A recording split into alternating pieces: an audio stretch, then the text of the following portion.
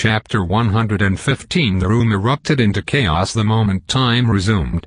Red lasers and space-piercing bullets faced shock waves, solar flares, streams of pressurized water, and a storm of glass. Yet it was a kung fu-powered bear that made the most spectacular contribution, smashing through the alchemist clone's barricades right after Mr. Wave. The panda pulverized 2 clones while leaking blood from half a dozen lasers, transforming back and forth to regenerate, always staying on the move to avoid a fatal blow. Ryan himself did his part, punching any clone within his reach while quipping. However, the situation had become so confusing that he needed to freeze time to check up on his allies. Mr. Wave was busy poking the alchemist clones to death. Shroud shielded his allies with reinforced glass barriers, while an enraged Saren fired shockwave after shockwave in a berserk rage. Yet no matter the group's ferocity, the alchemist's numbers only increased.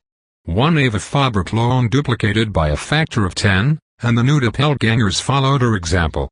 Most appeared unarmed, or with human weapons such as rifles and guns. However, a few of the original doubles used strange gauntlet devices to teleport alien weapons to equip their copycats. Ryan figured that they used the same principle as Mars power, accessing an armory in a separate pocket dimension. Which also meant that while the alchemist's power could replicate physical matter, flux-based tech remained beyond her reach. It made sense in a way. Ava Faber was a blue genome, so how could she replicate the source of green or red powers? Ryan decided to focus on the clone suppliers first, but some of the new recruits materialized with suicide belts and attempted to blow themselves up in his face. The courier was forced to repel them using his armor's weapons. Unfortunately, this gave time for the clone army to organize. When they realized that Ryan was trying to make a beeline to the gate they were protecting, the suppliers among the doppelgangers distributed gauntlet devices to a regiment of new recruits. 24 Avas formed a barrier of bodies, their tools projecting a crimson shield. A beehive-like hexagonal barrier now protected the gates, one tough enough to resist Ryan's gravity gun. Guessing what Ryan had in mind, Mr. Wave attempted to assist, turning into a laser and smashing into the clone's defense. The crimson shield repelled him, so he tried again, and again, prodding the barrier from all angles, even jumping into the air to strike the defenders from above.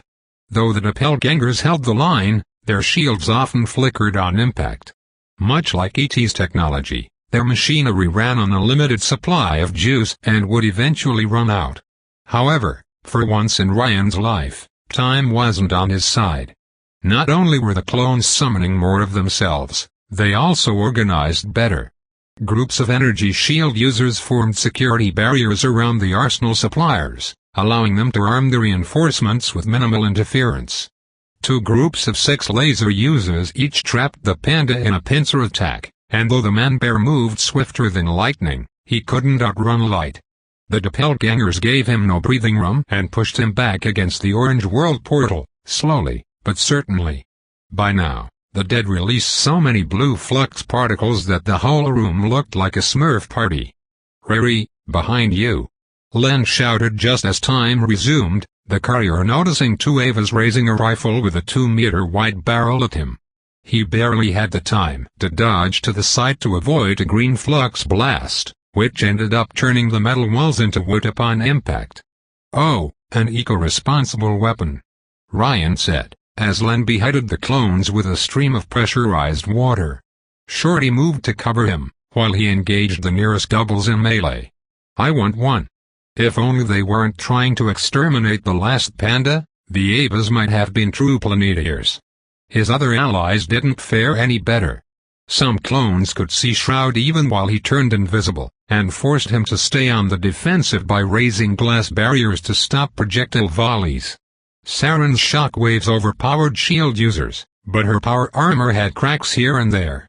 Only Leo Hargraves pushed the clones back rather than otherwise, bombarding them with blinding, fiery blasts. Saren's repeated shockwaves ended up structurally damaging the room, and a good fourth of the floor collapsed to reveal a black sea of alien machinery and energy cables below the metal panels. Sunshine raised an advancing wall of flames, trapping hundreds of Avas between his fire and the floor's hole. In response, a clone threw a round silver device at Leo Hargraves. The living sun quickly melted it in midair, but his action caused the device to unleash a 6 meters wide wave of immaculate energy. The white pulse destroyed any doppelganger it touched, and more worrying, instantly reverted Sunshine to his human form. The carnival's leader fell down and would have died hitting the floor below, if Mr. Wave hadn't disengaged from his assault on the Force shield to catch his ally in time. Shroud immediately raised barriers after barriers of glass to protect his teammates, but this only allowed the clones to surround the trio, their focused lasers slowly melting the defenses. Worse, the orange portal in the room flickered, and the same cubic monster from last time started crossing through. Perhaps the chaos in the room had caught its attention. In any case, the panda was the closest to the rift when the creature stepped through, and it summarily kicked the bear out of the way. Clones tried to repel the orange world creature with a projectile volley, but only managed to halt its arrival. This was getting nowhere. The real one is not here.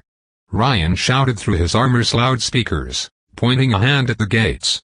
He had moved no more than a few meters away from it with judicious applications of his power, but the shield users still barred the way. She's behind these doors. He doubted that any of his teammates heard him except for Shorty, until Saren's voice echoed over the melee. Move out of the way, nerd. Ryan activated his armor's jetpack and flew away, as a mighty shockwave pulverized the clone regiment guarding the gates, short-circuiting their shields and vaporizing the wielders. However, the blast failed to affect the doors themselves, with no crack appearing on their blue surface. Still, it allowed the courier and Len to reach the gates. Then the firing stopped. Ryan peeked over his shoulder, watching as a crimson and orange shape emerged from the hole Saren made in the ground. A monstrous reptile in advanced power armor, whose very sight caused the unfazed Eva clones to freeze in terror. E.T.'s little brother had come, and brought its nephews. A dozen alien soldiers emerged from the holes gargling and roaring. Most were carbon copies of the creature Ryan's group defeated earlier, but one of them was twice the normal size, a horned horror with 9 eyes and great draconic wings. A species instinct that never truly died awakened, as the humans in the room briefly stopped their battle to focus on the outside threat. The Ava clones pointed their weapons at the newcomers, while Sunshine managed to transform back into a fiery sun and bathed the alien vanguard with searing flames. The extraterrestrial creatures responded by teleporting around the room, tearing through Ava's doppelgangers with claws and beams. The winged alien instead chased after Sunshine, while an ET turned its armor into adamantine and attempted to tear the panda apart. Another soldier noticed Ryan and Len, but was forced to deal with a group of Avas before it could give pursuit. If one of these aliens had been a match for his entire team, a whole group of them would tear through any opposition. Ryan's group and the alchemist could resist for a while, maybe even win, but if more of these critters arrived, well, Ryan was in no hurry to reload now. Mr. Wave, who had raced across the room to get the panda to safety behind Shroud's glass barrier, briefly stopped at Ryan and Len's side. Mr. Wave and co will hold them off, the genome said, as an alien soldier roared at them. Go get them, Tiger. You're sure? Len asked, worried. She understood that they would only buy minutes. Mr. Wave has never been happier. The living laser raised a thumb up.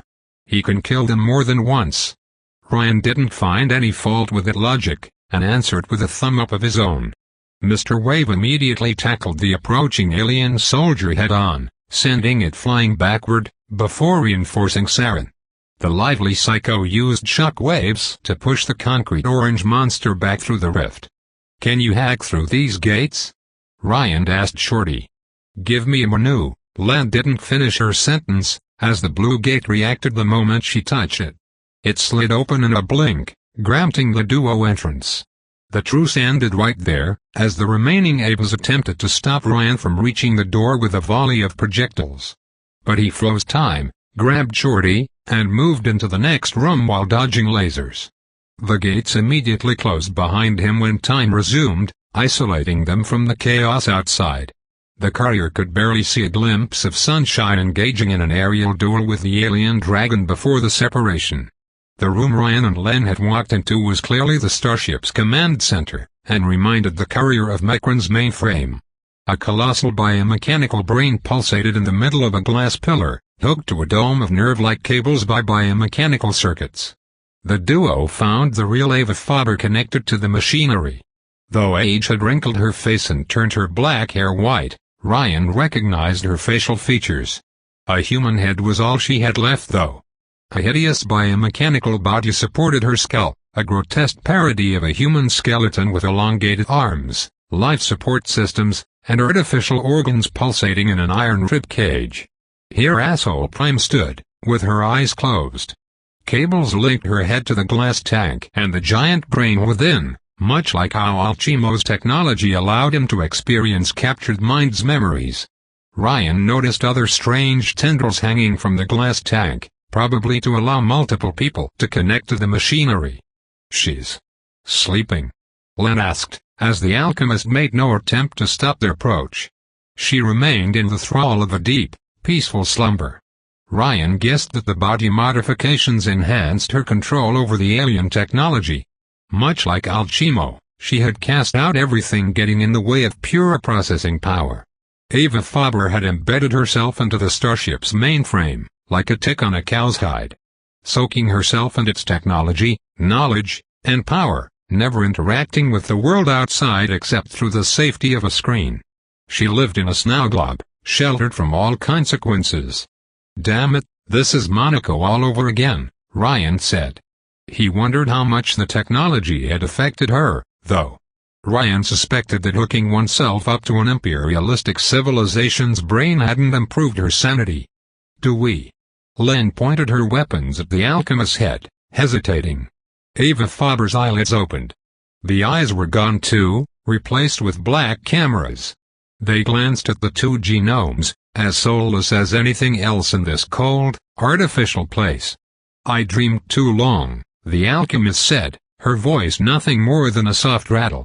Her artificial organs flared with red light, a thin layer of crimson energy forming over her head and body. "I dreamed of you invaders, stepping into my metal veins and spreading your rot." She moved her hand to grab Len, with Ryan responding by freezing time and shooting the H.R. Geiger nightmare in the face with his chest weapon. But not only did the biomechanical monstrosity keep moving in the frozen time, but his gravity bullet also bounced off her black armor. "Your time anomaly is powerful, quick save, but nothing unexpected." The alchemist froze while her metal fingers were within an inch of Shorty's head, for she had suddenly noticed the black particles and purple flux phantom next to Ryan himself. Black flux.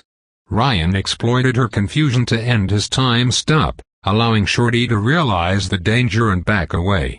The alchemist's metal hand smashed the floor, striking with enough strength to cause a small quake.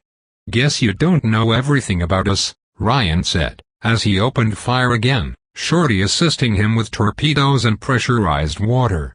"No matter what you do, my progress will not be stopped." The alchemist glared at the duo, none of their attacks bypassing her energy shield. "Why are you fighting me, my children? I created you, forged you into gods. You should be fighting the aliens outside, not your maker." Shorty's response was short and to the point. "You killed billions. What happens outside these walls means nothing," the alchemist replied, her eyes flaring blue. Immediately, a dozen Ava Faber clones materialized around her, each carrying either a rifle or a submachine gun. "With this ship, I can restart life anytime I wish. Only the data matters." The alchemist should have been at least 60 years old, and Ryan could tell time inside his pocket dimension behaved abnormally. Yet the clones looked no older than 30. All were humans, instead of a biomechanical horror like their master. Ryan quickly formed a theory. Ava Faber's doubles remained the same, because she hadn't aged inside. Ryan and Len quickly dispersed as the clones opened fire, while the original remained immobile, her head still hooked to the central brain. The courier's armor sent alarm signals, as it noticed streams of foreign data invading the weapon systems. Damn, Asshole Prime was trying to hack into his suit.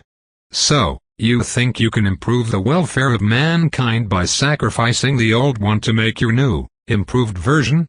Ryan asked, attempting to destroy the clones only to realize his chest weapon had stopped working.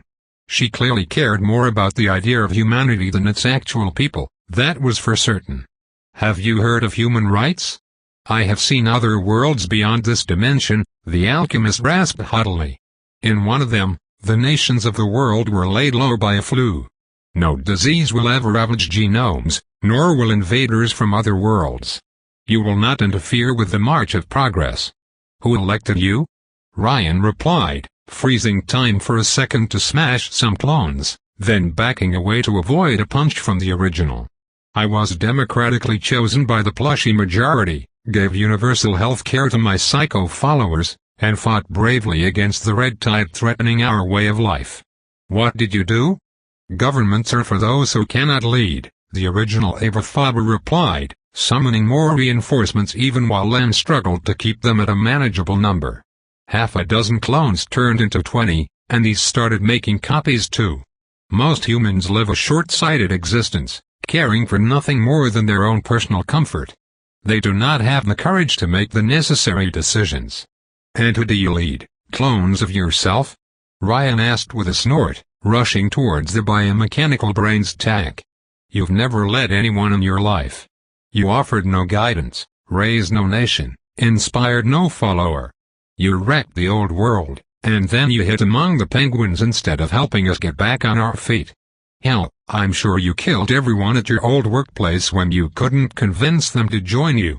It was an elaborate guess based on what he had learned from Bacchus, but the abomination's eyes flared with annoyance. Ryan had struck a nerve. You did, he said. They couldn't understand, Asshole Prime replied dismissively, while some of her clones nodded in agreement. Neither do you. Or else she wouldn't be trying to kill him in the first place. Ava Faber didn't understand Ryan's true ability, nor of all the possibilities where the likes of Bloodstream ravaged the earth. Her supposed omniscience had holes. Pushing past Doubles, and ignoring his armor's alarms as the firewalls collapsed one after the other, Ryan grabbed one of the neutral tendrils hanging from the glass tank. Like for example, could you tell me what would happen if I tried to connect to that big brain of yours? You cannot, Asshole Prime replied, while raising a hand to grab him. You're a violet. Only blues can pilot this ship. Even your friend is too weak. The overmind will overwhelm her. I wasn't thinking of piloting this ship.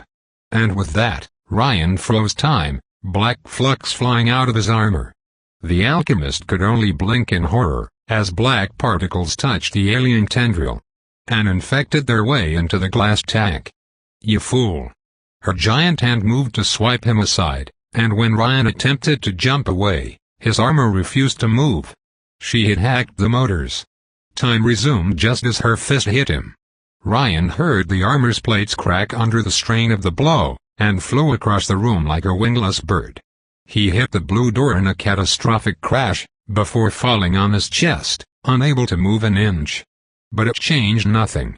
The black taint spread through the biomechanical brain, rotting parts of its neurons. Stop this. The alchemist's eyes shone with a blue hue, her biomechanical hand moving to the sides of her head, but she couldn't halt the collapse. Her clones stopped attacking Len to rush at the brain, but the damage was already done. Stop. Say pretty please, Ryan replied, unable to move his armor. Shorty, who still could take a step, moved in front of her best friend to protect him. If you do not stop, you will destroy the elixir factory, the labs, all our backups. Ava Faber screamed, her voice turning deeper like a broken machine. The clones echoed her screams, collapsing into nothingness. This ship holds eons of accumulated knowledge, wisdom, and technology. I have barely explored half of it, and what I discovered. Cloning, mind transfer, unlimited energy sources. Immortality. You will send mankind back by thousands of years. Ryan shrugged. I couldn't stop this, even if I wanted to. You must. The alchemist punched the glass tank with her giant hands, perhaps trying to manually remove the black infection. But even her phenomenal strength couldn't bypass the overmind's shield. Half the biomechanical brain had darkened, consumed by otherworldly darkness. Or the glorious future I have seen for our race will never come to pass. Perhaps, Ryan admitted. But at least you won't be in charge of it. As the brain turned black, so did the room. The lights darkened, while rifts in the fabric of space spread. An army of black holes opened all across the ship's chamber, consuming the metal doors, the glass tank, the floor. Riri, what did you do? Len panicked, while the alchemist hastily removed the cables linking her to the mainframe in a desperate attempt to escape the infection. This place is thin enough to create portals to other colored realms, the courier explained. A black rift opened where the biomechanical brain used to be, tearing it apart. So I called for help. And something peeked through the portal. To Ryan, it seemed as if a black wave erupted from the rift to devour all of reality. The darkness consumed the screaming Ava Faber, tearing through her energy shield and swallowing her whole. The walls turned to dust around the courier, the blackness spreading through the ship. Ryan caught a glimpse of an alien pointing its gun at an unconscious panda's face, only to freeze in horror as the black tidal wave approached. The light of Leo Hargrave shone briefly in the dark, only to disappear too. Ryan lost sight of Shorty, as the darkness separated them. An alien cold entered his armor, yet it was neither chilling nor uncomfortable. The courier floated alone in a lightless void, like a fish returning home. Darkling? Ryan called out to the darkness. Darkling? Anyone? The void answered. I am. Here. An alien shape floated at his side. It was geometric chaos that gave Ryan a headache simply to gaze at it. Triangles turning into cubes, feathers of steel, and bones dancing. I love your new look, the courier greeted his old friend. Thank you. Are my friends safe? Outside. A tunnel of light appeared not so far from the time traveler's location. The courier watched the frozen expanse of Antarctica beyond the portal, with Shorty, the panda, all his companions lying unconscious on the ground. Stitch and Adam Kitten, who had waited outside the anomaly, immediately rushed to their help. Only Sunshine remained unaffected, standing still and watching back through the tunnel. Could he see the black world beyond? Ryan also noticed colored sparks in the darkness. Blue puddles and red stars, orange slimes, and greenish goo swirling away into nothing. They swirled around the colossal black hole entity, like children led by a parent. Are these the ship's elixirs? Ryan asked. The strange entity changed its shape slightly, flattening. Ryan took it for a nod. The Ultimate One will return the captives home. And this starship will disappear from your timeline. When you turn back time, the rest of your dimension will not be impacted, but this place. It will be gone. And the alchemist? The reptilians? The entity took a shape similar to a red line of jagged, inhuman teeth. Ryan had never seen a smile more terrifying. I do not want to know. The courier asked innocently. No. You do not, Darkling replied, before taking a less horrifying, but all too confusing shape. But they will not trouble you. Ever again. The wording sent a chill down Ryan's spine. This alchemist was not wrong in one aspect, Darkling said. Ascension is a right granted to all living things. But it cannot be forced. Wisdom comes with time. And you humans are so very young. Will you be there for my 900th birthday? Ryan joked. Maybe. Darkling sounded vaguely amused. Oh, he could get Ryan's jokes now. One day your kind might stand at the side of the Ultimate Ones. Until then, we elixirs will remain among you, and your descendants. When you decide to aim for the stars, and venture forth into the unknown, we will walk with you. Always. You know, once I came to this place to die, but...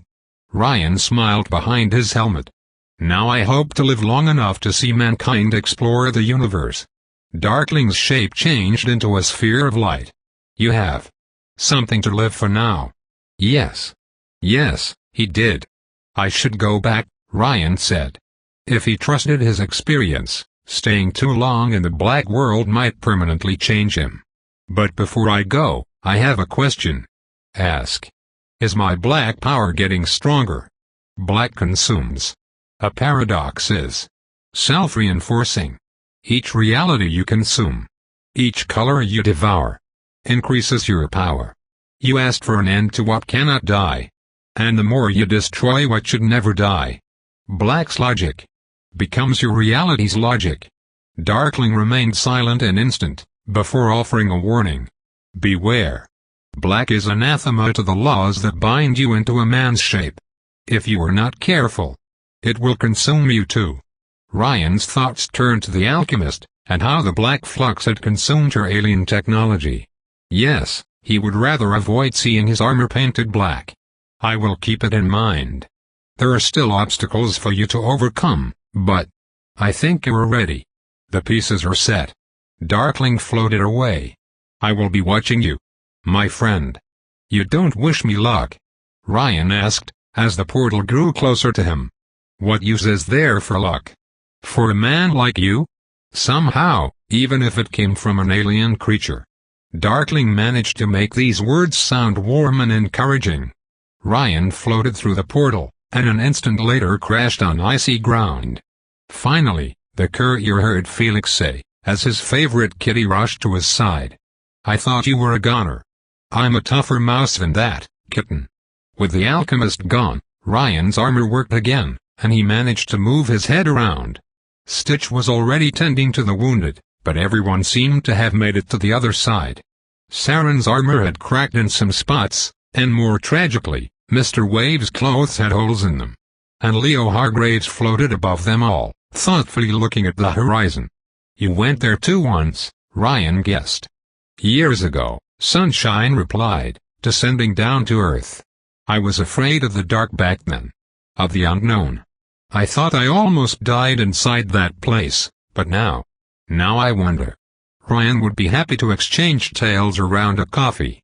Felix helped the courier back to his feet, the armored time traveler glancing at the frozen rift where he last opened a portal to the alchemist's lair. His resonator had become inactive, the rift closed. Of the alchemist's lair and dream, nothing remained. Nothing but memories. Chapter 116 Psychos had been a fact of life for 15 years. Ryan had visited hundreds, if not thousands of communities through his long existence, and almost all of them shared the same tales. Maiden monsters attacking them at night, mutants hiding in sewers, raiders attacking their genome defenders, or fools trying to imitate Augustus only to come up short. Psychos had collectively killed the courier many times, coming in as a close second behind traffic accidents. His adoptive father bloodstream had caused his very first death, and it still gave Ryan headaches to remember it. Nobody could imagine a world without psychos. Until today. The refurbished laboratory of Station Orphan was far lighter and warmer than the Alchemist's, with white walls, glowing bars in the ceiling casting a pleasing light, and the sweet, sweet smell of morning coffee permeating the air. Ryan's host of geniuses, namely Shorty, Alchemo, and Stitch, had gathered behind control panels and thrumming computers. Meanwhile, the panda happily cleaned up a large vat in the northern corner of the room with a sanitizer.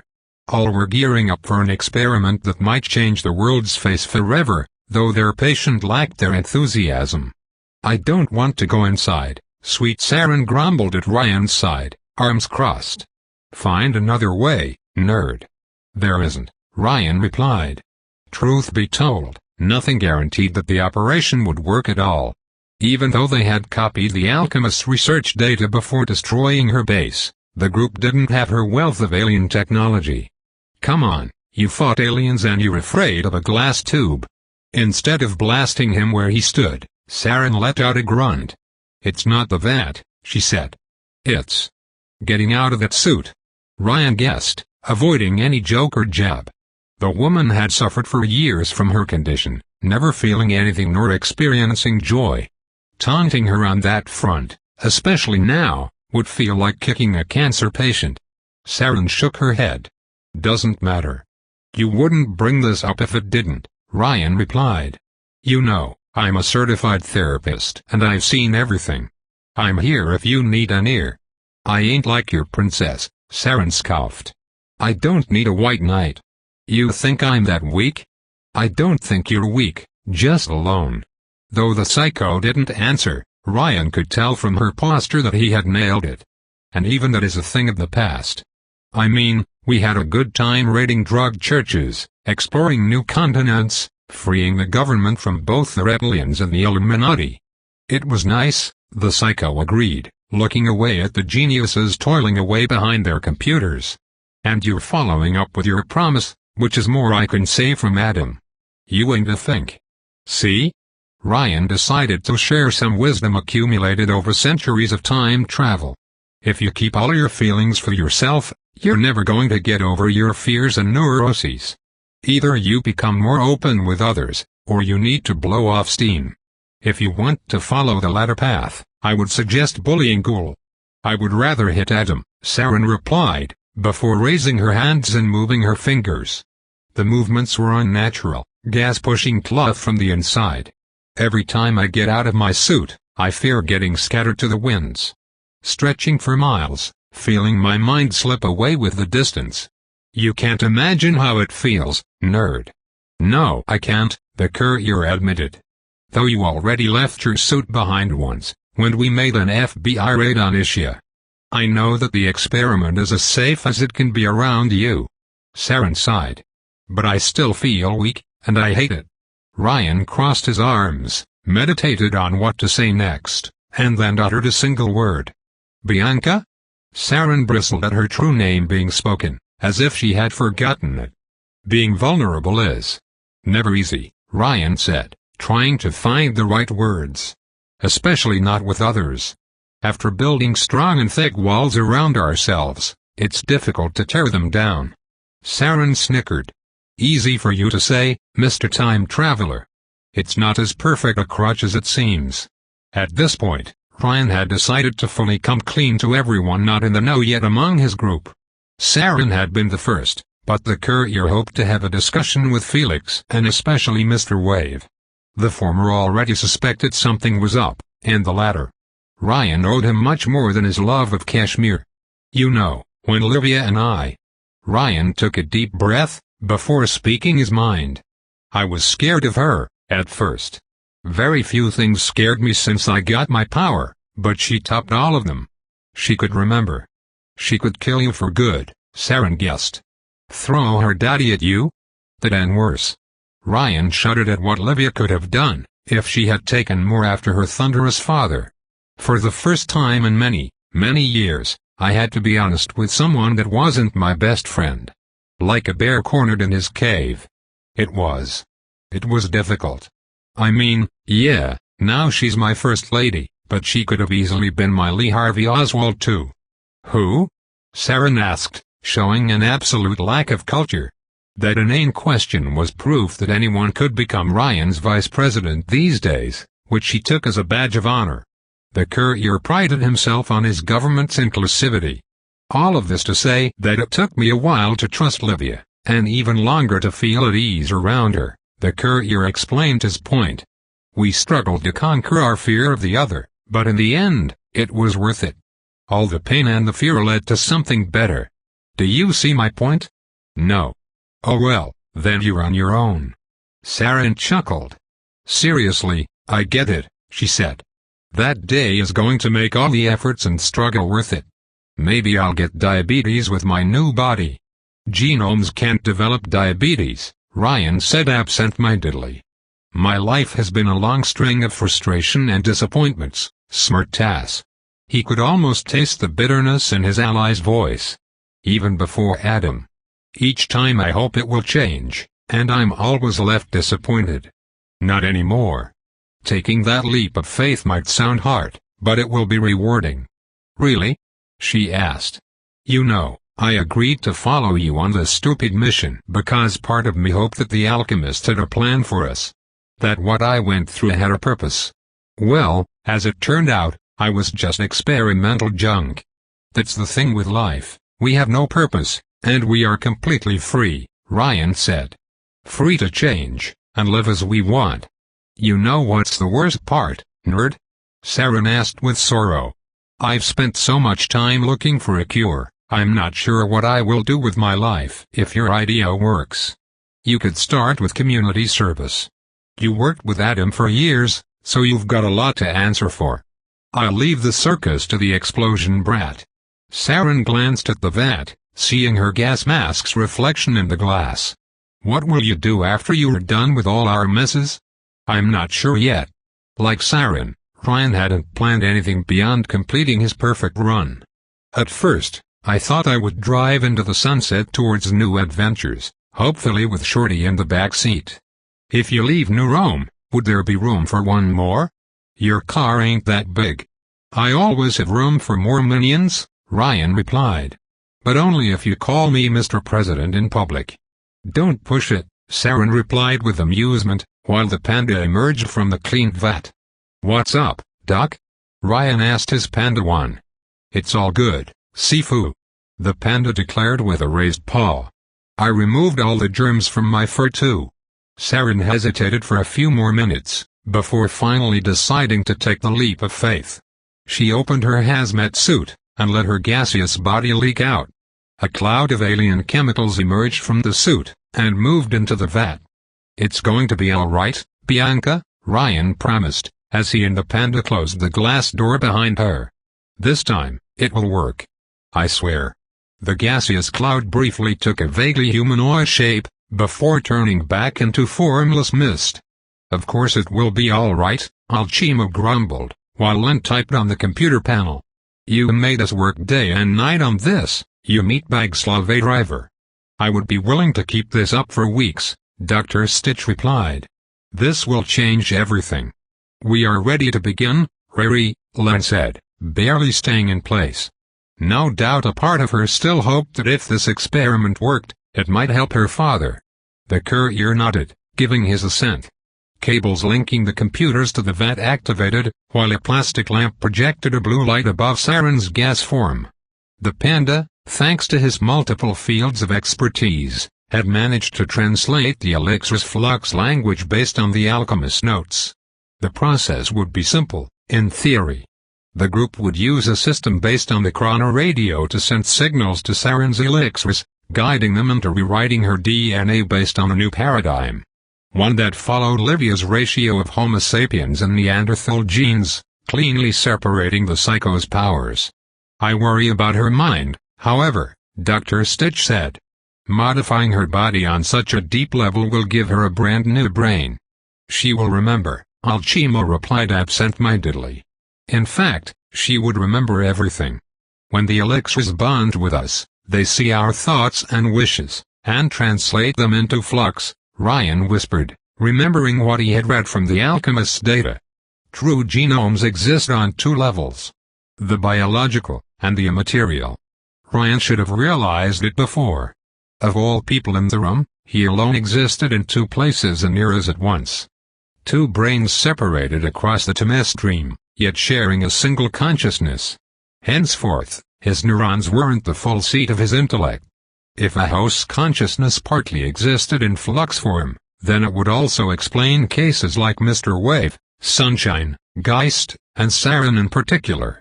And in time, that ethereal consciousness grew in power, in wisdom, and strength, eventually becoming something too powerful for a body of flesh to contain. It would ascend into a greater form of existence. And since Ryan had safeguarded a copy of Bianca's molecular structure from his metagang loop, then they could ask her elixirs to reshape her current self while taking this information into account. Saren would regain her lost memories as she underwent her transformation. Hopefully. We're getting a signal, Len said, as the lamp changed color, from blue to red, from orange to yellow.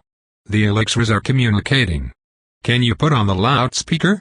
Ryan asked, curious. He wondered how elixirs discussed inside their host. Perhaps they were trying and failing to repair the damage they had caused to their host, unable to understand what they were dealing with. Maybe they casually divulged ancient secrets of the universe, like one would discuss pop culture. Len put on the loudspeakers, and an alien gurgle quickly transformed into two digitized, and yet audible voices. And I say more hydrogen. Ryan winced at the words, though the voice sounded inhuman, the tone reminded of a hyperactive child. But that will make it more difficult to vibrate. Another answered, and didn't sound any more mature. How can our Homo sapien defend herself otherwise if she cannot project energy? She's almost died too many times already. You Reds, it's all about energy with you. She wouldn't need your shock waves if you let me do my work. If I let you act without supervision, you would have turned her into a cumulonimbus. Look, our host wants to be free. Mastery of the gaseous state will fill her with happiness. You don't understand our host's feelings. She wanted to be strong to defend herself, to shake down everyone who could threaten her. She doesn't want to be free, she wants to be powerful. Power is all you care about. Never us. I'm the one trying to make this situation work. A difficult, awkward silence settled among the researchers, as the elixir's debate grew more heated and bitter. You oranges don't get Homo sapiens at all, and you are ruining our host's ascension. You take that back, you heartless battery. I was here first. We were happy before you came into her life. Of course I came in, she's my Homo sapien, and you completely misunderstood her wish. She would never ascend under your care. Why can't you let me fix this? The panda. The man-bear coughed. The panda is having a tough family flashback. Me too, Len said, biting her lower lip. Hanlon's razor. Never attribute to malice what can be explained by incompetence. I think your elixirs should get a divorce, Ryan told Saren. The cloud inside the vat briefly took a humanoid shape, hand raised with the middle finger upward. I have heard enough, Alchimo said, connecting to the control panel with neural links embedded in his syringe finger. The light show inside the vat intensified, causing the elixirs to interrupt their debate. Huh? An elixir said, the red one from what Ryan had understood. We're receiving a transmission. Is that Ava? I hope it's Ava. Let me check. It's an instruction, the red elixir said, sounding astonished. Oh, we made a mistake? There are two Homo sapiens. Two Homo sapiens in one flesh vessel. And we. The orange elixir's voice turned from confusion to horror. And we ruined them? The other, like any good partner, immediately blamed its fellow. No way, you didn't notice? I didn't notice because you distracted me. The orange elixir fell silent an instant, before speaking up again. Oh, we favored our main host so much, that we completely forgot about the other one. The ultimate ones won't be happy. Ava said humans often divide into twins. But I never thought our host could too. Their flesh vessels are so weird. Unlike Ryan's own elixir, these ones certainly couldn't read their host's thoughts very well, and their understanding of human biology left much to be desired. It said something that an anti-life entity from the void like Darkling had a better grasp of the human condition than these two. So we each get custody of one Homo sapiens. I'm taking the younger one, the red elixir said, immediately chastising its kindred. You neglected her. If you hadn't ruined our main host's ascension, I would have noticed the twin earlier. I'm sure you will ruin her too. I will show you. My Homo sapiens will ascend before yours. And so, the divorce was consummated, each elixir taking custody of a share of Bianca's DNA. The results immediately showed. Ryan looked on with amazement, as Saren's gas cloud body started to condense. Her substance grew dense, orange chemicals were shaken by reddish vibrations. When her gaseous body had occupied the entire vat a few seconds before, it visibly shrank at a quick pace. The cloud took a humanoid shape smaller than Ryan himself. And then the bones appeared. It's happening, Dr. Stitch muttered to himself, astonished. It's working. The others watched the scene in mesmerized silence, Ryan included. No joke came to his mind, as layers of flesh built upon the marrow, followed by a mantle of skin. Nails, hair, and eyes followed, one by one. When the process ended and the light died out, a man and a woman stared at each other, separated only by a door of glass. Somehow, Ryan had imagined Bianca as Vulcan's long-lost cousin, but he couldn't have been farther from the truth. His former vice president was thin and small, no taller than 1.50 m and no older than 30. Her hair was short and messy, a dark shade of green with an orange shade at the tip. Her teary eyes a deep shade of gray. She looked as if she hadn't eaten in years either. Bianca didn't open the vat's door from her side. She raised her hands and looked at them, as if they were foreign transplants. Her fingers then moved to her smooth white skin, brushing against her waist, her breasts, her neck, and shoulders. Bianca rediscovered her body, taking breath after breath like a newborn. "Get that meat bag address," Alcimo all but ordered his colleagues. "Why yes." The panda immediately bolted out of the laboratory room to look for clothes. Ryan softly opened the vat's door, letting fresh, conditioned air in. "Do you feel all right?" the courier asked, half expecting the woman to turn back into gas any moment. Considering the elixir's behavior, they might realize their mistake and undo the cure. "What's this thing?" Bianca asked, eyes closed as she hummed the air. Even her voice sounded different, deeper, and also human. That stuff. "It's called smell," Ryan replied, making use of his nose. "The pandas. He has quite the powerful presence." "I had forgotten I had a nose," she replied, before kissing her own shoulder to taste the sweat. "I had forgotten so much." Before Ryan knew what hit him, Bianca opened her arms and hugged him tightly. She buried her head on his shoulder, holding him close. "Fuck," Bianca said, tears pouring down her cheeks. Fuck. "It's all right," Ryan said, letting her cry to her heart's content and returning the hug. Many times he wished he had a friendly shoulder too. Len watched on from the control panel with a bright smile. Alcimo turned away from the scene, and Stitch examined the data while muttering to himself. "You fulfilled your promise," Bianca whispered so low the others didn't hear her, squeezing the courier tightly. "You remembered. You time-traveling asshole, you did it." "If you remember too," Ryan said, stroking her hair kindly, "then you should know I always fulfill my campaign promises." "How did you learn my name, jackass?" she asked upon breaking the hug, wiping away the tears. Her smile was awkward, but felt so raw and real. "I didn't tell you before that Tinkin of a Genius took a sample." Yeah, he could see it in her eyes. This was the same Bianca who had sacrificed herself to delay Alphonse fallout Manada and give Ryan time. The transfer had worked, and another French had followed the courier through time. "Let's say the Dynamis raid didn't go as planned," Ryan replied, as the panda returned with a basic shirt and pants. "But we can discuss that around a coffee cup." "I won't need clothes," Bianca replied, before glancing at the location of Ryan's most powerful weapon. "Undress." The courier blinked, while the panda covered his mouth in shock. "What?" the courier asked. "You're deaf? I told you back then, the first thing I would do after getting my life back would be to jump someone.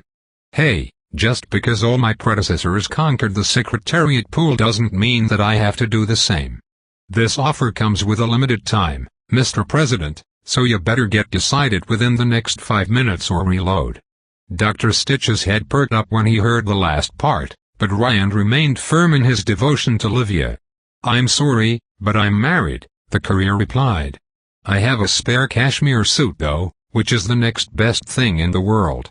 Bianca shrugged, finally grabbing the clothes offered to her. "You've got cigarettes? Alcohol?" she asked, as she put pants on. "Because I've got a lot of catching up to do." It had taken many loops and years of suffering, but the psycho condition finally had a cure. Chapter 117. Bianca farted all the way back to the Micron submarine. Proverbially of course, but Ryan couldn't help but laugh at the sound she made each time she switched between gaseous and human form.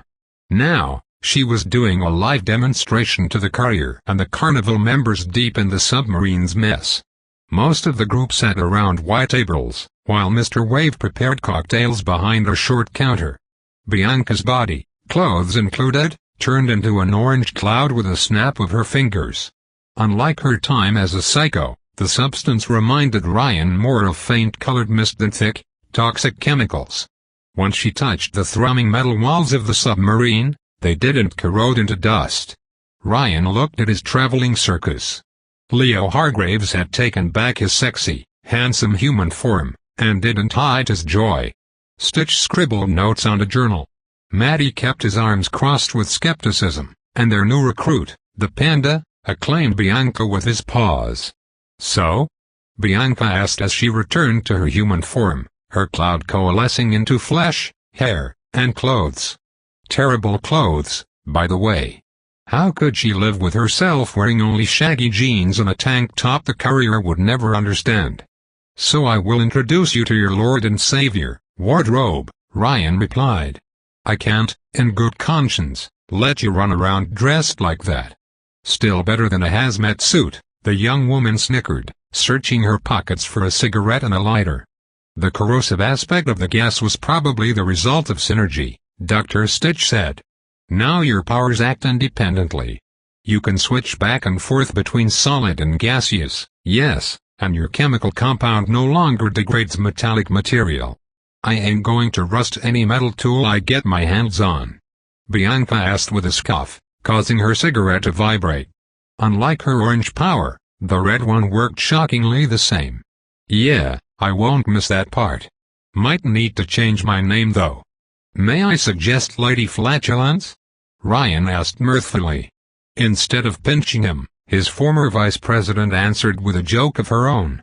Only if you change your name to Butthole, she said. Wouldn't we make quite the pair then? How about ass and fart? You intoxicate them, I smother them. We will call our new superhero team the Cheeks. Better than the Buttpussers. Sifu, could I join?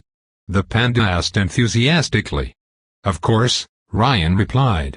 I shall grant you the honorable name of ass-kicker. Shroudy Matty kept his arms crossed.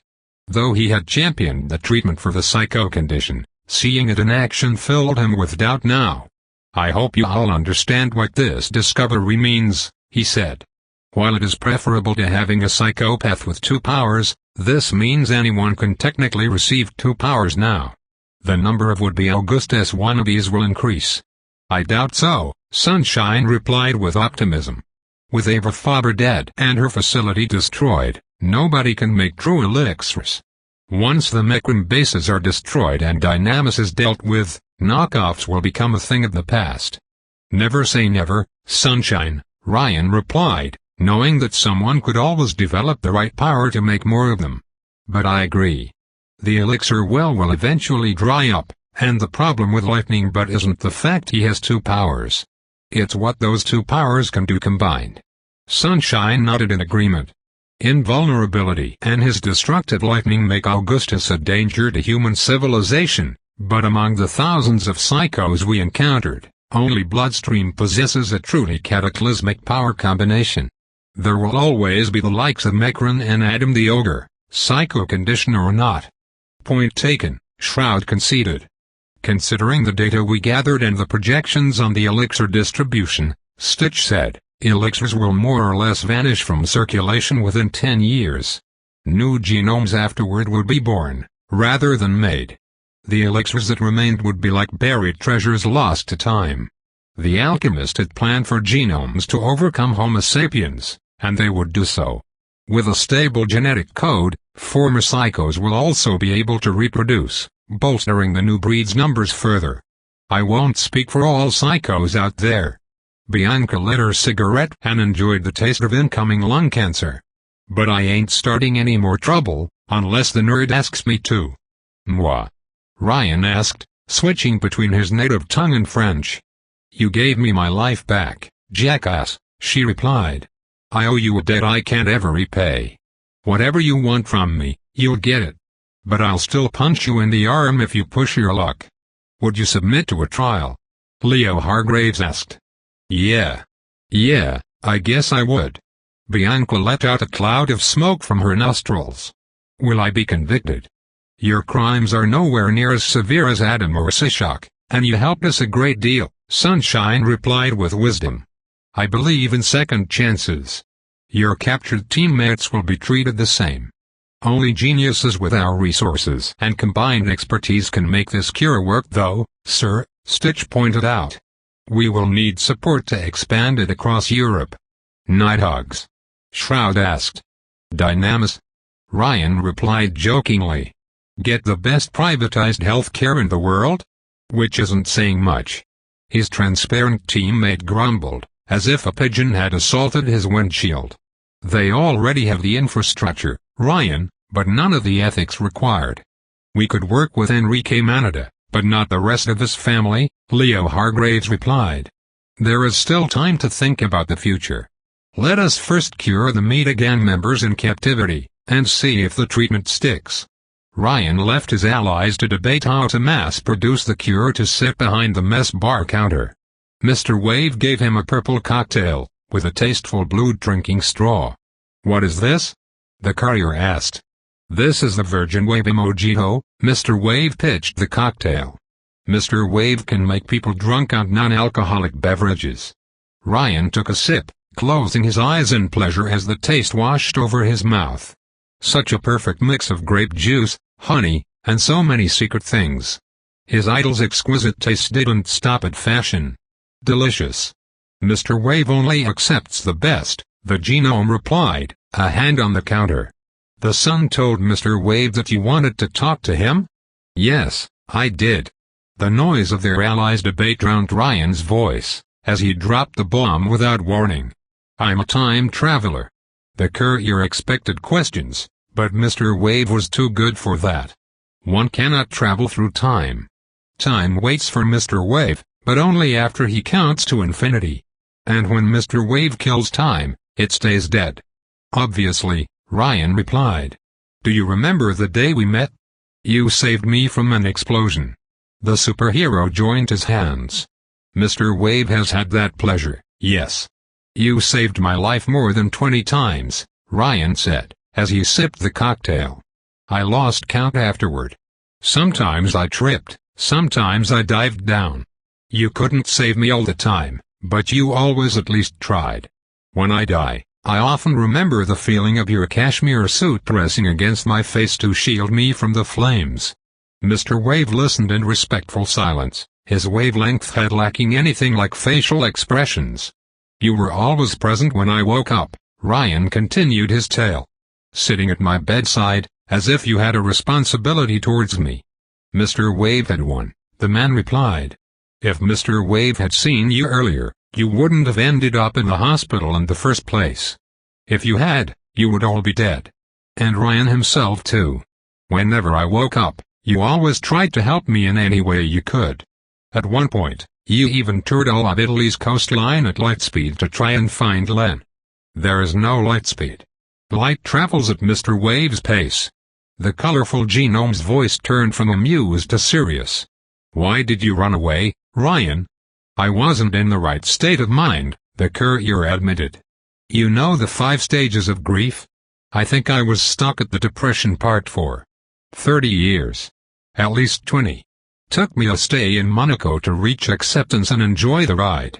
Mr. Wave has discussed this with Simon. You saved a great many souls from a terrible place, Ryan. Yes, but it took a while. These guys needed a hero to get them out of hell, and, well, when I tried to think of one, you were the first that came to mind. My parents died when I was young, and Bloodstream was no one's idea of a parental model. Mr. Wave can imagine. So I guess I tried to become a little more like you, the time traveler said, letting the truth off his chest. I want to say thank you. You inspired me in my darkest moments, and I owe you my life more than 10 times over. You owe me nothing, Ryan, Mr. Wave replied, his tone almost paternal. I am proud of you. I have been keeping up with your adventures when I could, and you have saved more lives than you think. This made the courier's head perk up. You did. Yes, though I wonder why you crashed a plane while making a delivery, Mr. Wave replied with a shrug. Even I didn't go that far. I swear, the alternative was worse. Or at least Ryan hoped so, as he played with his drinking straw. He didn't fully remember that particular run, truth be told. I thought the first person couldn't contain your almighty power. I was a comedian before I became a living spotlight, Mr. Wave replied, breaking character. Life on the road is hard. Out of our group's newbies, 1 out of 4 usually dies before the mission is done. Leo still feels guilty about not being there to save the Costner family from Augustus. Matthias watched his mother become a vegetable. Ace has her own demons, and even the good doctor feels down sometimes. It's depressing when you think about how fragile life is. so I make sure that my teammates never do it. Ryan sighed. When everything goes to shit, the only way to go on is to laugh off the pain and power through. Exactly. Someone has to carry on the show when everyone else feels down. The living wavelength glanced at the carnival, and most specifically at Bianca. The challenges are different when you move from one-man shows to a troupe, but I think you're doing very well for yourself. I had my fill of one-man shows. I love the spotlight, but you hate solitude more? Mr. Wave guessed. Ryan nodded. You knew about the time travel part. This made him laugh. Only half of my boasts are exaggerations, Ryan, he said. I keep the real stuff secret, because nobody would believe them. I've seen way crazier things than time travel. Have you been to Quebec? No, but I'll probably invade Canada when I get elected president of the free world again. Whatever you do, Ryan, don't go to Quebec. Shorty's voice echoed through the mess loudspeaker. We're approaching Italy's coast, she said. Ooh, I will have phone coverage again. Ryan said happily, leaping from his seat and leaving an empty glass behind. Sorry, I need to call my girlfriend. Mr. Wave understands. He has his fangirls too. Mr. Wave raised an index at Ryan, like one of those Uncle Sam wants you posters. Don't let her go, Ryan. He wouldn't. Ryan walked out of the mess and through the submarine's metal corridors, making its way to the exit. No sooner did he open his phone, than he received a message from Livia. Liv, I love, Ryan. Ryan, are you alright? They must have reached the Mediterranean Sea. Plush I Tamer, hi princess. I'm fine. Liv, I love, hearing from you is a relief, my knight. Is everything going well? Plush I Tamer, my mission was a total success. Liv, I love, that makes one of us sad. Plush I Tamer, what happened? Liv, I love, you will understand when you see New Rome's coast. Liv, I love, I tried to stop it, Ryan. I tried, but I couldn't. He won't change. He won't ever change. A chill went down Ryan's spine, as he realized what had happened. Plush I Tamer, where are you? Liv, I love, I'm in Sorrento's with Narcinia and Fortuna. Come back soon. Liv, I love, I miss you, sad. Plush I Tamer, I miss you so much too, sad. I'll be there soon. Liv, I love, I can't wait. I want you, Ryan. I need you. Plush I Tamer, I'm coming. Ryan closed his phone, before crossing paths with Al Chimo in the corridor. Sending nudes again, meatbag? He asked. How did you? Because I understand your vile thought process, you hormonal hominid, the genius replied with annoyance. I have a breakthrough to report. Go ahead, Father Brain. We now know that a genome's consciousness exists in an intangible flux state. Your gaseous groupie confirmed it. Now, with this information in mind, I believe I can refine the chronoradio mechanism which the underdiver developed to send minds through time. Make the signal more efficient. Ryan immediately caught on. You could send more than one mind map back. Yes. The courier couldn't keep his excitement in check. How many? I would say 5, maybe 6, but I don't guarantee it. Ryan didn't hide his disappointment at the answer, causing Al Chimo to shrug. The more mind maps are sent back, the harder the computations. Even my boundless intellect can only do so much on that front. Ryan would have hoped for more, but this still changed everything. The original plan relied on transferring Livia's mind back in time, recreating the brain-scanning machine, and then using her stored brain maps to help their allies remember. This, however, significantly delayed the assault on Mekran's bunker. Big Fat Adam sent captured denizens of Rusttown to their demise in his attempt to unlock Mekran's bunker, and a day lost meant dozens of innocent casualties. But if Ryan could bring more people, then a team could confront the Meta Gang as soon as he reloaded. Who could he bring though? Sunshine. Even if he received his future self's memories, the living sun would be hours away from New Rome, and each minute lost increased the Meta Gang's death toll. Shroud was already active though, and a safer bet. It would also end his assassination campaign before it began. Livia and Shorty would get a time travel ticket, which left 2 to 3 spots available. Having Bianca on board would make taking down the bunker easier, but if Ryan could secure someone in Dynamis too. I need to think about this, the time traveler said. Can you send anyone? Of course I can, Alcimo replied arrogantly. Brain matter is no longer mandatory, though I would suggest bringing a few geniuses. Do geniuses with a small g count? Your funeral. Ryan climbed out of the submarine's tower, taking a breath of fresh air. The Milky Way's stars shone brightly in the skies above the courier's head, while the moon made him hungry for a French croissant pastry. Felix already beat him to the observatory spot, sitting at the tower's edge. He glanced in the coast's direction, noticing the lights of New Rome in the distance. I thought cats were afraid of water, Adam Kitten. Ryan said, sitting next to Felix. I never crossed the ocean before, he admitted. I never even left Italy, and now I moved halfway through the world and back. Next episode, we will go to Australia. Then you can call yourself Adam Kangaroo. You can't fathom how much I regret choosing that nickname, the young man replied, his beautiful blue eyes examining Ryan carefully. Who are you, really? A time traveler from the future. Or the past, if you look sideways.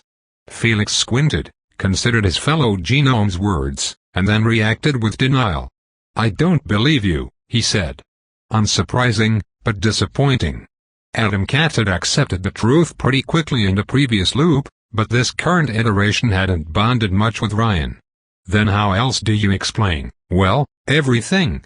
The courier asked. Livia. You're clearly working with her, dating her, and it wouldn't be the first time she makes one of these circuitous plots work. Though I can't explain the end game you're aiming for. Saving the city, and overthrowing my future father-in-law. Ryan made a note to officially do a lightning butt for his daughter's hand in marriage, if appropriate. Livia would never do that, Felix replied with scorn. She's her father's daughter, trying to mitigate Augustus' damage rather than stop him. And yet, she helped me save your skin from your parents, and form an alliance with the Carnival, Ryan shrugged. Things aren't black and white. Doesn't change the fact that you can't be a time traveler. I can literally stop time for the entire universe, and you think turning it back is implausible? Then prove it, Felix said. Take me back, if you can. That's a bit harder than you think, so let me suggest something else. Ryan looked at the crescent moon. Once, while you and Jamie were still friends, intelligent rats stole bliss batches from Mercury's division. You tracked the animals to their mistress and... It was a horrible sight. Felix looked at the courier as if horns had sprouted from his skull, which only encouraged him to carry on. Ki-young was squatting in an abandoned apartment infested with rodents, suffering from an overdose of bliss. Blood poured out from her nose and eyes, and mold grew on her skin. Felix's hands clenched into fists. Who told you that? You did, Ryan replied. Even now, he could remember that conversation word for word, like so many lost to time. You rushed to the hospital, and the first thing Ki-young did upon waking up was to ask for more bliss. It was, in your own words, a wake-up call. You tried to get Narchinia out of the business, but her parents always pulled her back in. What did they say? Felix asked, his voice turning distant. It's for the greater good of the family, honey, Ryan quoted. Addicts kill themselves because they can't help themselves.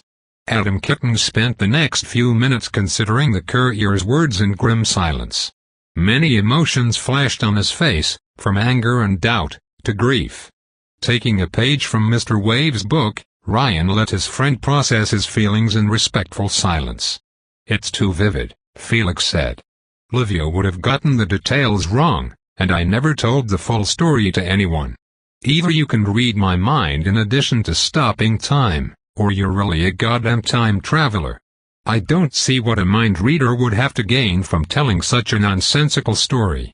Hey, my life makes sense in its context. Ryan protested. I have doubts, Felix replied dryly, a sad smile forming at the edge of his lips. How does your power work? I create a save point, and when I die, I live again, Ryan replied. I believe it is my 16th time reloading in New Rome. Felix scoffed. That's messed up. By my standards, it's quite the safe zone. Felix squinted at Ryan, as if suddenly figuring out the implications of the courier's words. We were close, he realized. I wouldn't have told you so much if I didn't trust you with my life. We formed a team called Quick Save the Pandas, as formidable as it was stylish. Ryan closed his eyes in mourning. I miss Yuki so much. I can imagine the two of you getting along, Felix mused, before frowning. Wait, did she force me to wear a new costume? Unfortunately, you remained a fashion disaster to the end. Ryan looked at his former sidekick in the eyes. Your sister died to save your life during that loop. Felix's hands clenched. Father. Pluto. Or Cruella, if you prefer. The superhero looked down at the dark sea.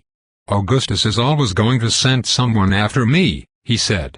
And people will die in the crossfire. Not if I have my way. I never made up with Jamie and Ki-young, Felix said, his voice breaking. I slammed the door behind when they chose to support the Bliss business. I still think I was right to do so, but they still died trying to protect me. The last thing I did was to condemn them, and now that they're dead, I can't take my words back. They died thinking I hated them. Tears formed in the young hero's eyes.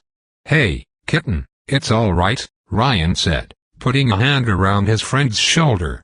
You couldn't know. No, Adam Cat closed his eyelids and wiped away the tears. I loved them, man. They were my friends. Jamie was my best friend, and Ki-young, she was such a caring woman. I wanted them to do the right thing, take a stand against that soul-destroying drug, but I never wanted them to die. Ryan hugged his friend, consoling him. It's not too late, the courier said. I will give you another chance to make this right. Why are you telling me this now? Felix asked, before pushing the time traveler's arm away. If I don't remember any of it, then it means you didn't bring me back with you the first time. I couldn't bring back your memories through time in that old loop, Ryan replied. But I might do so now. It took a few tries, but we have the technology for it. Felix didn't answer immediately, instead glancing at dancing lights on the horizon. Do you think it's too late for me to make up to them? He asked Ryan. I think they can turn away from the Augustine with the proper nudge. Jamie and Ki-young reminded Ryan of Bianca, who had followed Big Fat Adam partly out of fear, and partly out of denial about her boss' true motivations. Zimbato and Chitter had taken a stand to protect Adam Cat, unlike his own parents, showing their loyalty to the Augustine wasn't unshakable. But they will need your help, kitten. If I have any chance to make this right. If I have any chance, I must take it. Felix's eyes turned determined. That's why you and Livia are working together. This kind of mess happened before, and you're trying to avert it. Livia is a better person than you think, kitten, Ryan replied with fondness. It took a while, but all the pieces are in place. Our happy ending is finally within reach. Can't I help? Yes, but I won't lie, we are probably going to fight your parents, your godfather, and dozens of villains before we can call it a day. This is going to be a boss rush, and half of them will be people you know. You better sharpen your claws.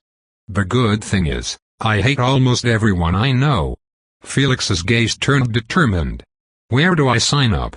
The submarine approached closer to the coast, the light getting brighter, the smell of smoke filling the air. Wait, Felix said with a frown. Something is wrong. Ryan had noticed it too. The bright colors, the hue reflecting in clouds above the coast. He had seen this picture 2 times before, as events repeated again and again. These weren't the lights of glamorous casinos, but the brightness of flames. New Rome was on fire, and Ryan only had one word to say in response. Again? Chapter 118. This loop would end like the previous one, in Sorrento's. At least a horde of bloody mutants didn't pursue Ryan this time around, but the realization left him bitter. He knew that causality had a tendency to reassert itself, and though the courier would break that chain of destruction, he had spent weeks, if not months in New Rome. He had befriended dozens of locals, heroes, and villains. Watching the city on fire again filled him with anger. The courier hadn't felt so determined to save these people since his first perfect run in Monaco. Only Shroud, Felix, and Sunshine had been allowed to follow him to the meeting point, the exact same building where Ryan reloaded after the last loop's disastrous end. The group bypassed a defensive perimeter of hundreds of Vulcan-made turrets without any problem.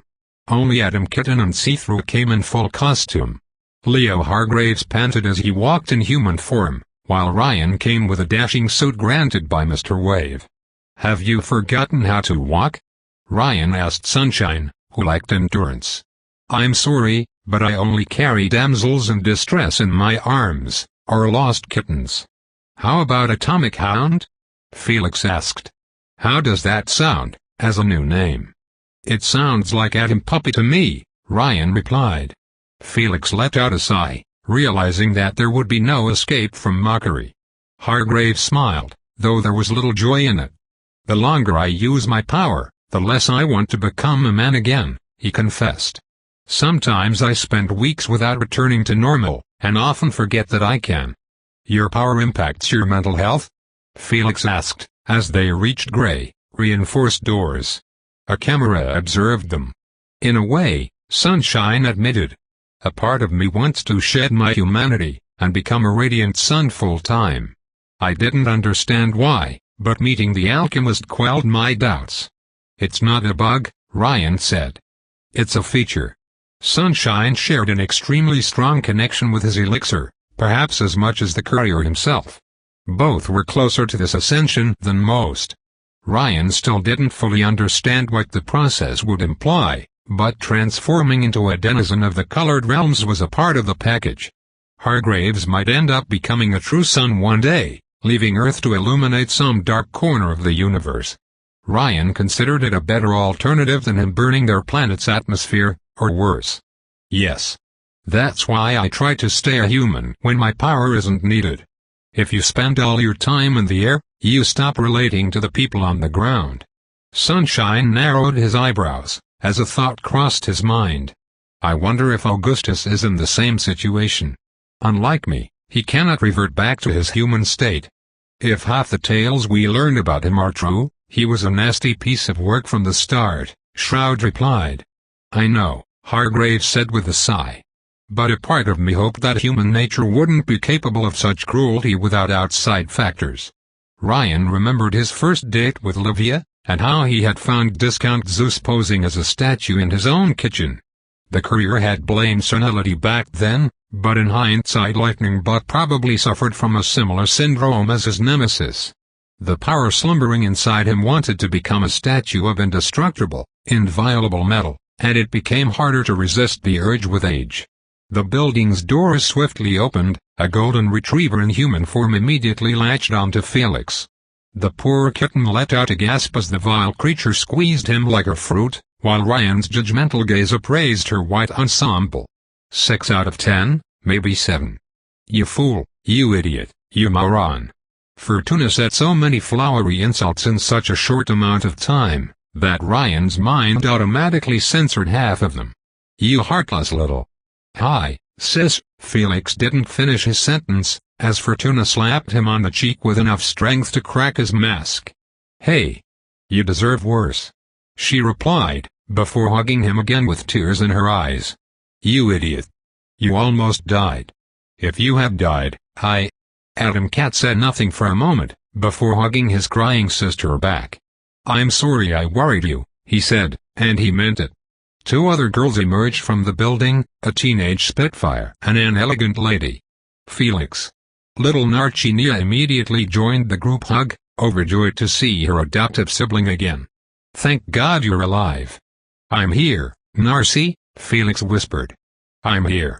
Though Leo observed Narcinia with a sad frown, Ryan didn't pay much attention to her. He only had eyes for his own lady.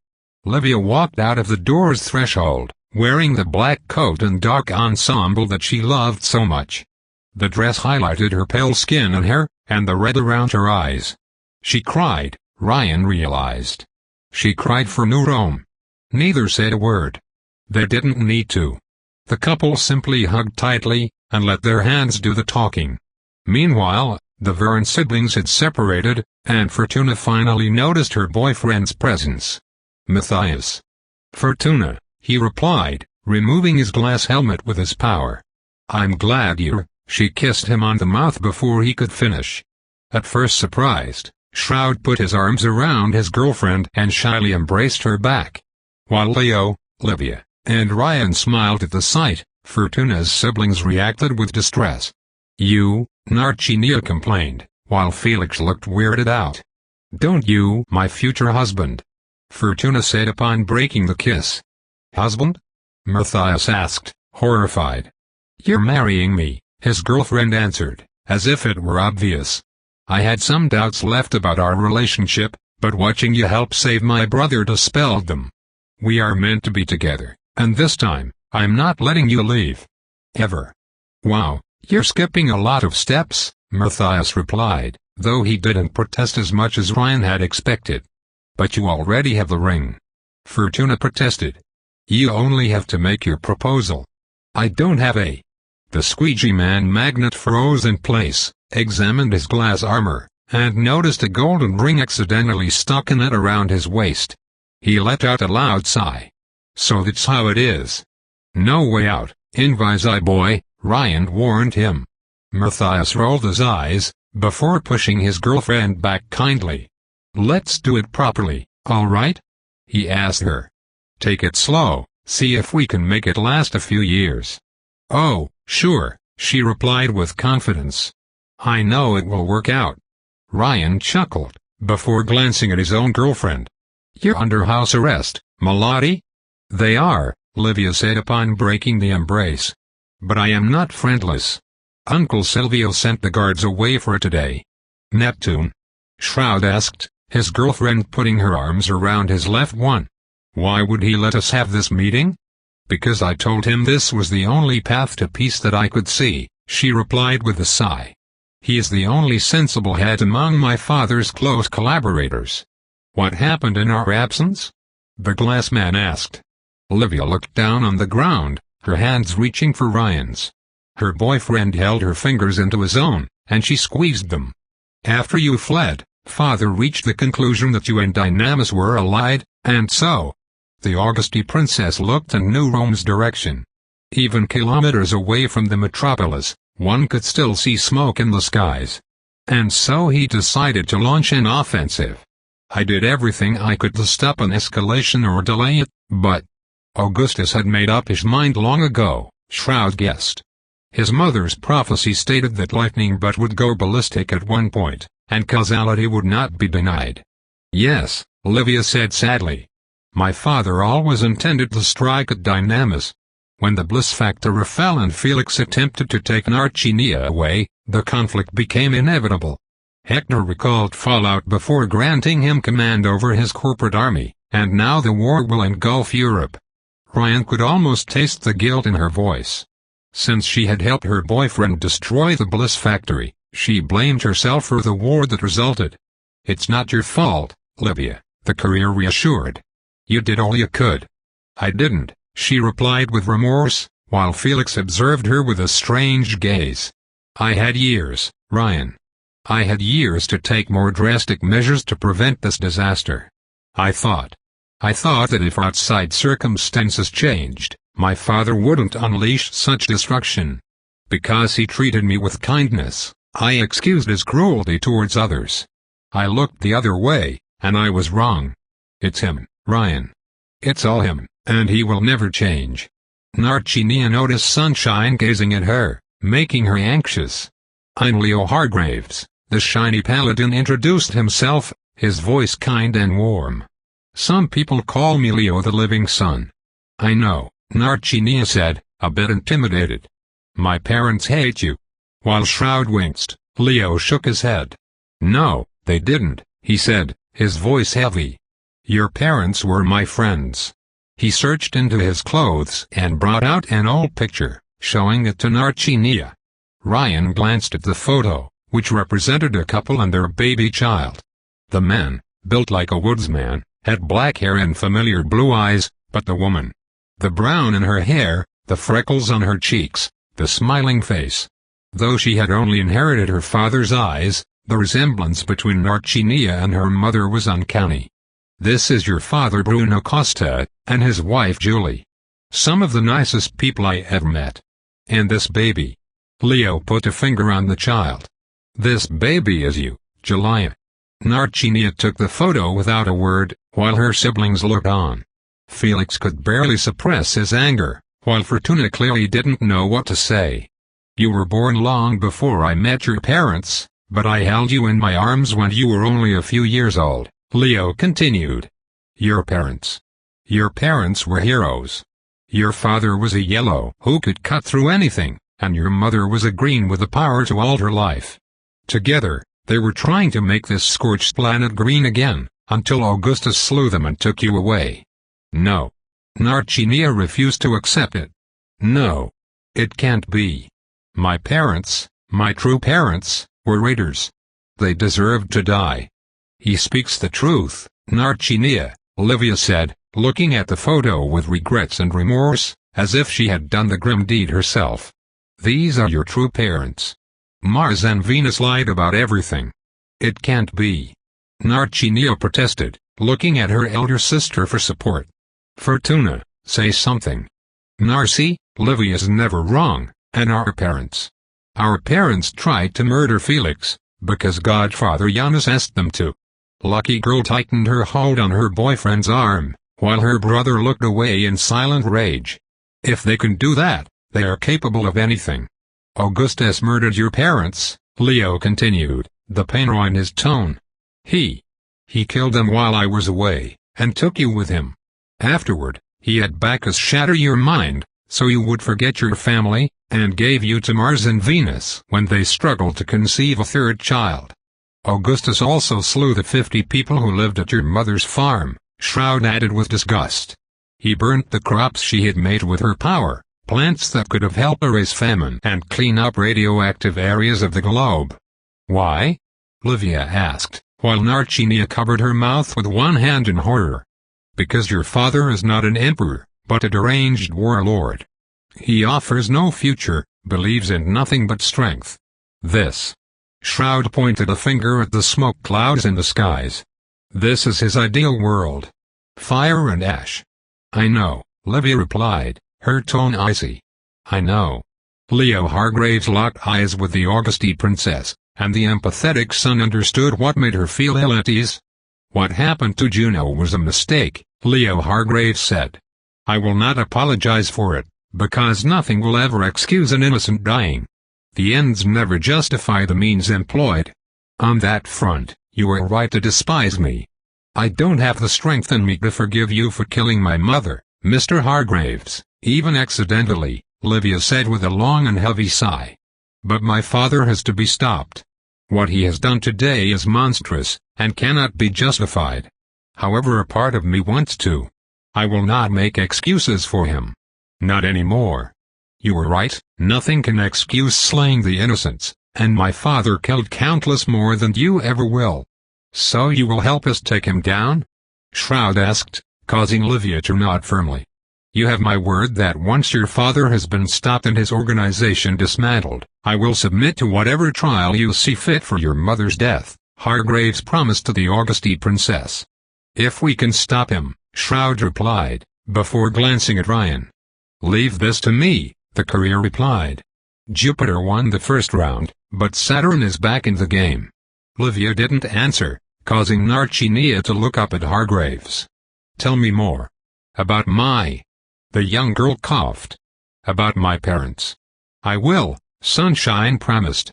He had waited years for this.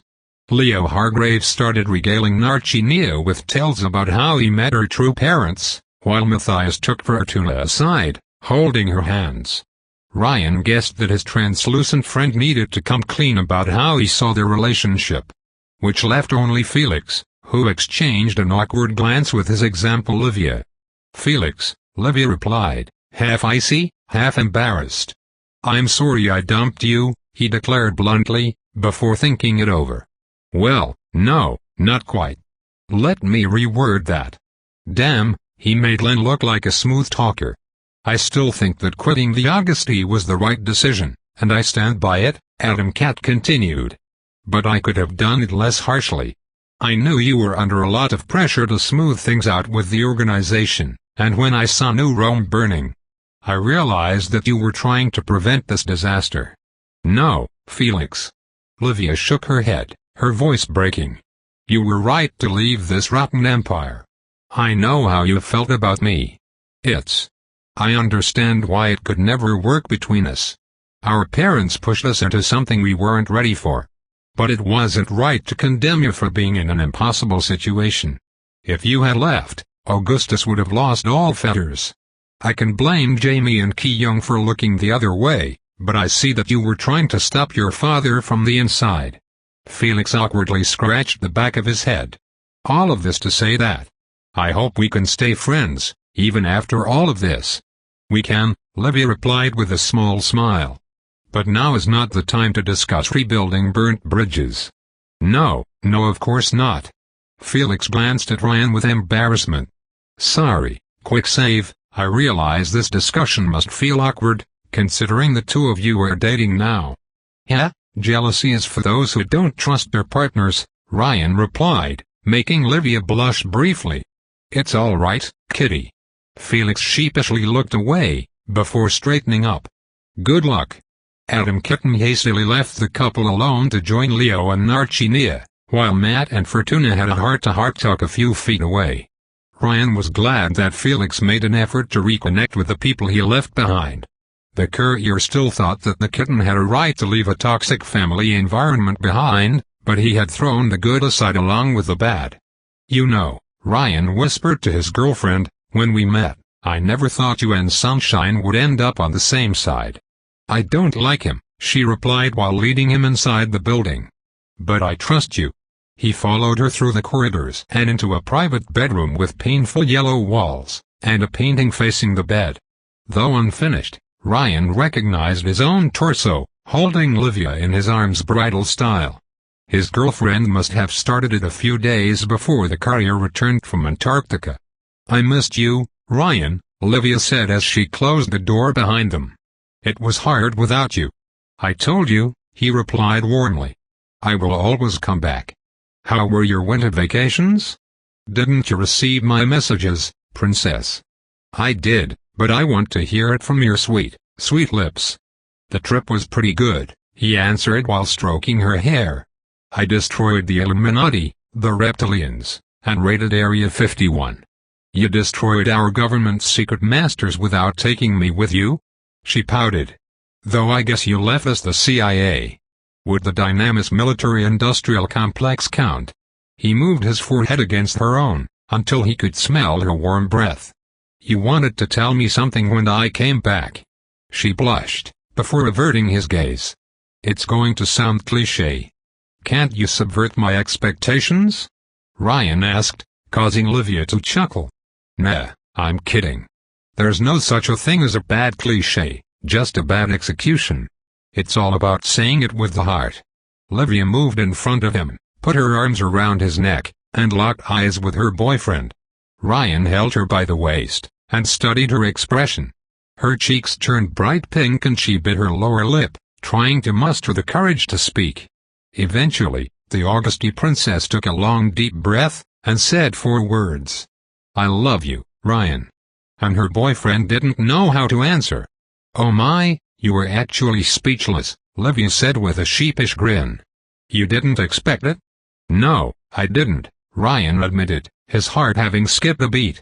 He hadn't heard those words in a very long time. I expected the worst, like I don't like your car, or I'm pregnant. We didn't take any precautions on that front. Ryan, I have been on the pill since our first date. Wait, you knew we would end up playing Bill and Monica in the Oval Office? His princess looked so cute when she was embarrassed. I didn't know, but I kinda hoped that we would from the start. And you never said I love you to anyone else. I said I love you, Dad, I love you, Mom, I love you, Felix. But never I love you, Ryan. Livia's cheeks somehow reddened further, and her expression turned into a sheepish smile. I'm so sorry, it sounded a lot better in my ear. Her boyfriend kissed her on the mouth before she could finish. Ryan embraced her ferociously, making up for the weeks they spent apart, and she matched his own desire. When at long last their lips parted, the courier whispered words of his own into her ear. I love you too, princess. Ryan lost himself in her blue eyes. He loved the sight of her hair, so blonde platinum that they might as well be silver. He loved the taste of her lips, her sweet voice, her kindness, and the adorable faces she made. He loved that she laughed at his jokes, making him feel less like a lone island of culture in a sea of ignorance. Perfect delivery, Olivia said, her fingers moving to his hair. Maybe we should do a double take. They did, and then made a third take just to be sure. Then he lifted her on the bed, to film the uncensored director's cut. I know it hasn't been long since we met, but... Olivia's hands trailed against his shoulders. I haven't felt that way for a boy in a very long time. I have loved too, Ryan replied, holding her gently. But this is the first time I get the feeling it will last. I want it to last, she said, in between kissing his neck. I want us to go through the next loop and prevent that horrible tragedy. I want us to share an apartment, and make breakfast together. I want to go skiing with you, and to the beach too. I want to be with you. I missed you, he answered. For a blissful moment, Ryan completely forgot about the carnival, Bloodstream, Dynamis, Augustus, and everything else. He could only think of her. Like all good things, it was over too soon. We have to go, Olivia said, as she finished putting her black coat back on. They will wonder what we are doing. We'll tell them it was a private projection, Ryan said with a shrug, before charmingly helping her comb her hair. I think we are ready for the grand opening. You said you could bring 6 people with you now? Olivia chuckled. 1 for each color? Should we call ourselves the Rainbow Warriors? The Colorful 8? Ryan replied. You're pretty bad at math, aren't you?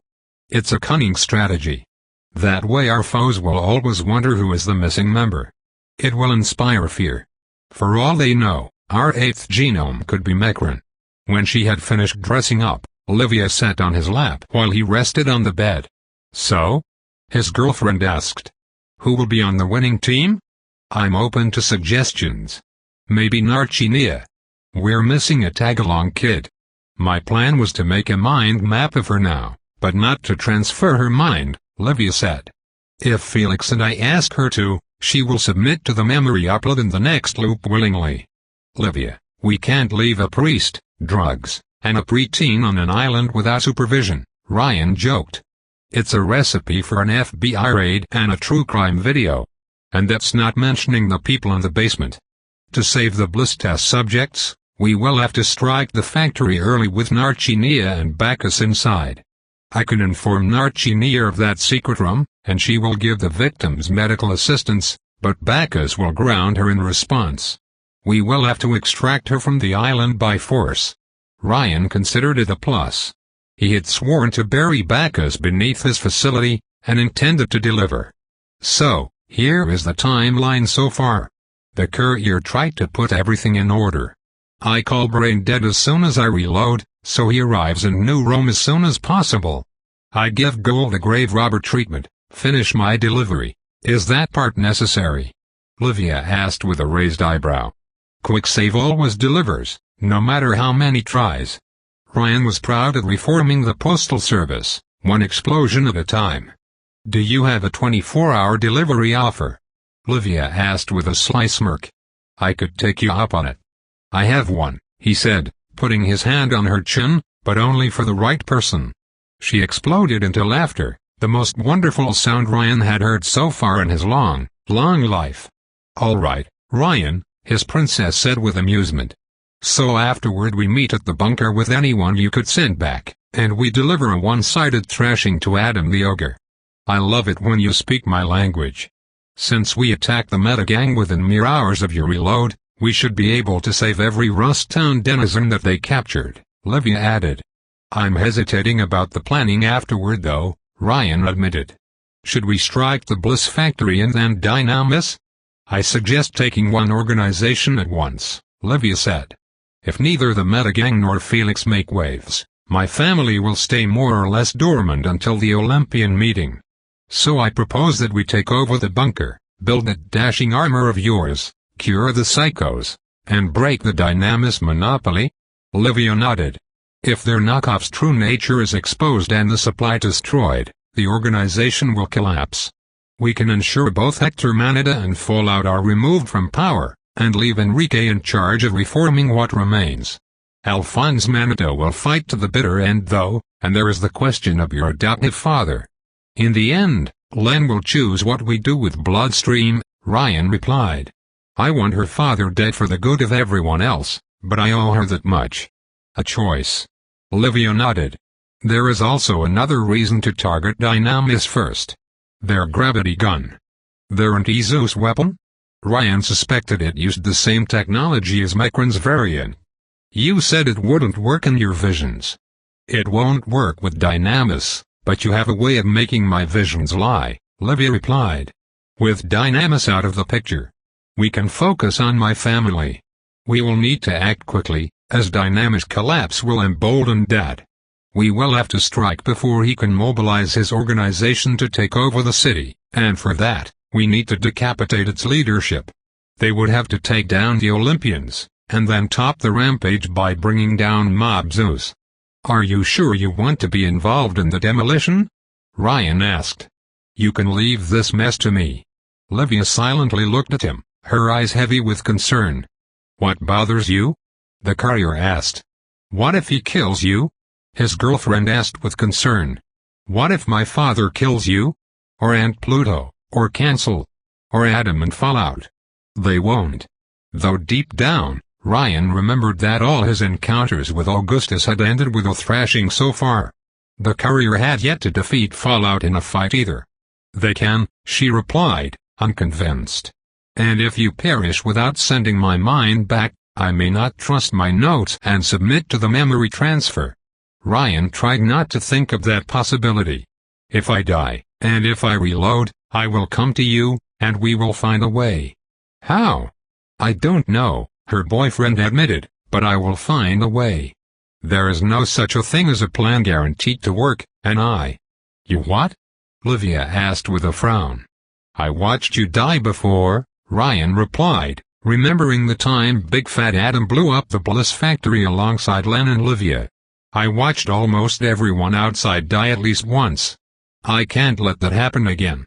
Even for the sake of memories.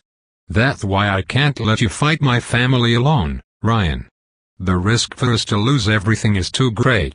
Livia gathered her breath, trying to process her feelings. "I can't continue making excuses either. Not after watching this pointless bloodbath unfold. I love my father, and my aunt, but they are so few, and they will kill so many. I can't close my eyes on this truth, even if it hurts." Instead of speaking a word, Ryan moved his arms around his girlfriend's hips and hugged her. Livia rested her head against his shoulder, eyes closed. "Thanks for being there, Ryan," she said softly. You can't imagine how good it feels. To have someone there to support you, no matter how harsh the circumstances." "I return you the sentiment," he replied, kissing her on the cheek. "Thanks for helping make this right, partner." She looked at him, and smiled. Ryan prayed he would see that face again, for many years to come. "So," Livia said, "knowing this plan, who will you take with you?" "You and Len, obviously," Ryan replied. "Bianca, because it will make the ogre hunt easier. Adam Kitten, because he will do something stupid otherwise, and Shroud, because I need a new windshield." "This leaves one spot open," Livia said.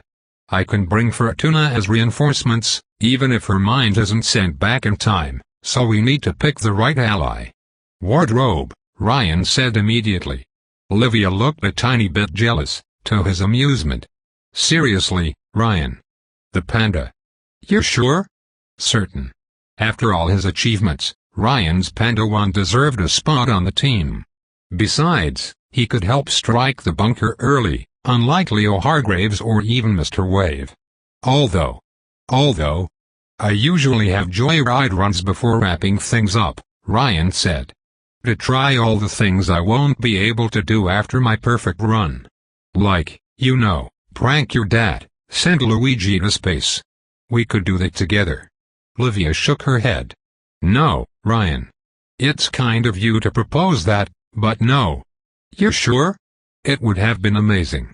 I know, Ryan, but you need to die with each reload. And even if we find a way to make the memory transfer painless, each new loop increases the chance that you perish early and that we have to begin again. She took his hands into her own. I care more about us than having fun. So did he? Or? Livia smirked. Or you could save right after we send everyone's memories back in time. That way, everyone will keep their memories, even if you die and reload forcefully. Ryan frowned, and gave the idea some thought.